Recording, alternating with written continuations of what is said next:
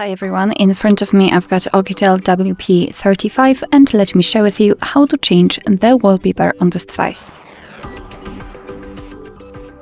So let's start with opening the settings, and here we have to scroll in order to find the display. Let's tap on it. Now we have to scroll down and find wallpaper. And here we've got some albums from which we can choose the wallpaper from. So live wallpapers, photos, wallpaper and style, and wallpapers. Let me choose something from this option.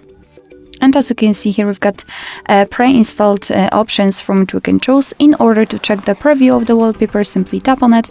And as you can see, it will appear on the full screen with the icons applied. So you can check how it will look like. And of course, check all of them if you want to. And if you're happy with your choice, just tap on Set Wallpaper in the right lower corner. Now you can decide where you want to set it. So as a home screen, lock screen, or both. I'll choose both options. So let me tap on it. And now we can go back, and as you can see, the wallpaper has been applied successfully.